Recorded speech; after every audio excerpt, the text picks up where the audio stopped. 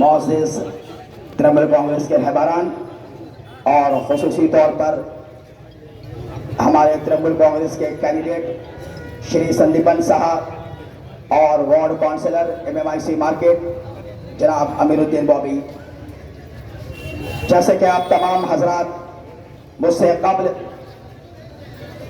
आप सुन रहे थे कि किस तरह से बीजेपी फिरका परस्त ताकत ने किस तरह से बवाल मचा रखा है, कोहराम मचा रखा है और कैसी कैसी साजिशें वो लोग रचा रहे हैं ताकि बंगाल उनके कब्जे में चला जाए।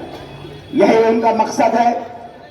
पूरे हिंदुस्तान में जिस तरह से वो बढ़ रहे हैं, आज 21 रियासत 21 स्टेट में उन्होंने अपना कब्जा जमा लिया है और अब वो चाह रहे हैं कि बंगाल हासिल हो गया तो पूरा हिंदुस्तान में कब्जा हो जाएगा।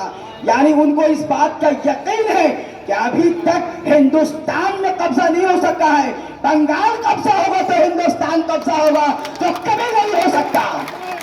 उसका मुंह तोड़ जवाब देने के लिए बंगाल का एक एक शख्स, एक एक औरतें, घर का एक एक बच्चा तैयार, जो 18 साल का हो चुका है, तड़प रहा है, बेचैन है, बेकरार है। इस तरह की कैफियत उसके अंदर पैदा हो गई है कि किस तरह 29 तारीख आए, वो कभी आ जाए तो कल हम अपने खून जिगर से उस तमाम हरकतों का बदला ले लेंगे। तृणमूल कांग्रेस के निशान में वोट डालकर इस तरह से वोट डालेंगे कि बीजेपी हैरान रह जाएगी कि हमने क्या चाहा था, इन लोगों ने क्या करके रख दिया। इस तरह जलील तरीन शिकस्त देकर उन्हें बंगाल की जमीन से निकाल बाहर करना पड़ेगा ताकि उन्हें पता चले जो लोग आकर बंगाल की जमीन को जहर आलूद कर रहे हैं, उन लोग क्या कर रहे हैं, क्या किया उन लोगों ने सिवाय नफरत के दिया क्या उन्होंने? आप देख लीजिए, आपकी मां बहनों के सरों से पर्दे छीने इन लोगों ने, आपने अपनी आंखों से देखा है। आपकी मां बहनों के नकाब उतार लिए, यहां तक के हिम्मत का दाद देना पड़ेगा कि बिहार का चीफ मिनिस्टर नीतीश कुमार, जिसे ये लोग निकाल के अभी राज्यसभा भेजे, उनकी हिम्मत देखिए कि उन्होंने सरेआम एक खातून डॉक्टर के सर से नकाब छीना। देखा ना आप लोगों ने ये मंजर? तो ये हिम्मत मिला कहां से, कौन दिया? आपने देख लिया, आपने देखा कि सरेआम नमाज हो रही थी और इसी बीजेपी वालों की हुकूमत में पुलिस वालों ने जूते से मार मार के उन्हें नमाज से उठाया। देखा या नहीं देखा भाई, बताइए आप लोग, देखा है ना? जूते की नोक पे वो लोग कहते हैं हम तुम्हें जूते की नोक पे रखते हैं, वो हमें जूते की नोक पे रखते हैं। तो हालत नमाज आपने देखा, आपने उत्तर प्रदेश में देखा कि नमाज घर के अंदर हो रही थी, 20, 25, 30 लोग लेकर नमाज पढ़ रहे थे, उन्हें घर से निकाल बाहर किया गया। घर के अंदर भी आप नमाज नहीं पढ़ सकते, यह हालत हो गई है। अब आप समझना पड़ेगा आपको। आज ये लोग कह रहे हैं कि ये रेड रोड में जो नमाज चल रही है इसे भी वो बंद कर देंगे। आप इसके लिए राजी हैं? कौन चाहेगा कि वो ऐसा करे?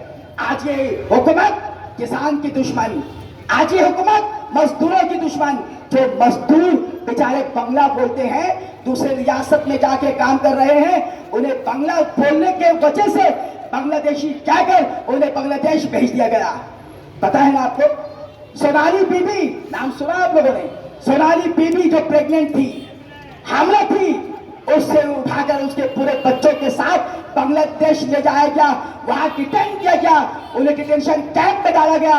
लेकिन ये श्री अभिषेक बनर्जी है जिन्होंने रास्ते में उतरकर सोनाली बीबी को बांग्लादेश से रिहा करके मगरबी बंगाल में उनके घर पर पहुंचाया।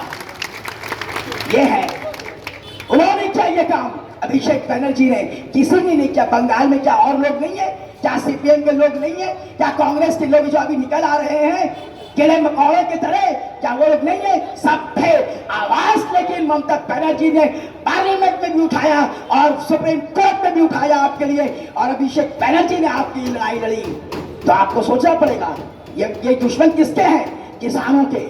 किसान जो अपनी हक की लड़ाई लड़ रहा था, किसान जो अपनी परेशानियां बयान कर रहा था, उन लोगों को इन लोगों ने बुलडोजर से दबा दिया। उन लोगों को 800 से ज्यादा किसानों की जान चली गई। ये इनके दुश्मन है, ये मजदूरों के दुश्मन है। अब ये लोग कह रहे हैं कि नहीं, हम अक़लियतों के दुश्मन नहीं है, ये तो हमें वोट ही नहीं देते। अभी आपने सुना, अभी एक बिहार का सिंगर आके कह रहा है ये आतंकवादी लोग हैं। ये हम सब कौन है? इनकी नजर में आतंकवादी टेररिस्ट है। बात बात पे हमें यूएपीए लगाया जाता है। आप समझते हैं यूएपीए क्या है? चाहिए मालूम कीजिए। आवाज खुलेगी और यूएपीए लग जाएगा। अनलॉफुल एक्ट प्रिवेंशन एक्ट आपको लगा दिया जाएगा बगैर बेल के। साल भर 5 साल से आज शर्जील इमाम खालिद उमर अंदर है, बेल नहीं मिल रहा है। आपने देखा, ये यूएपीए लगा देंगे। ये किसके दुश्मन है? अल्लामा डॉक्टर सर मोहम्मद इकबाल का मुझे शेर याद आने लगा कि उन्होंने आपको ललकारा था, आपको कहा था कि अगर आपने गलती की, इन लोगों की हिमायत में अगर आपने आवाज नहीं बुलंद की तो आपको ये कीड़े मकोड़ों के तेरे खत्म कर देंगे। अल्लामा डॉक्टर सर मोहम्मद इकबाल को कहना पड़ा, उठो उठो, मेरी दुनिया के गरीबों को जगा दो, काहे उमरा के घरों की आवाज हिला दो। और जिस खेत से दहका को, दहका कहते हैं किसान को, जिस खेत से दहका को मैसर ना हो रोसी, उस खेत के हर गोशाई गंदुम को जला दो।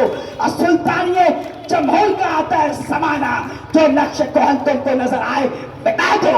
आज जरूरत है कि हमें इन लोगों को मिटा के हाथ में मिला देना पड़ेगा। इसका अहद हम लोगों को करना पड़ेगा, क्योंकि अगर हम नहीं संभले, अगर हम लोगों ने अपनी आवाज बुलंद नहीं की, आपकी ताकत आपका वोट है। आपके अभी आप सुन रहे थे, आपकी ताकत को उसे जाया होने ना दें। आपके घर के एक एक वोट चाहिए इस बार। आप जिससे भी हमदर्द हो सकते हैं।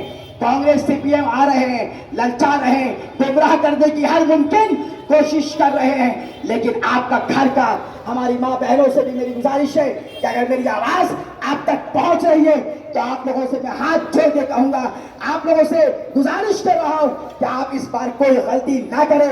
4 नंबर बटन, सिर्फ और सिर्फ 4 नंबर बटन, अगर किसी को पढ़ना नहीं आ रहा है, समझ में नहीं आ रहा है, तो ऊपर से नीचे तक गिनती कर लीजिए।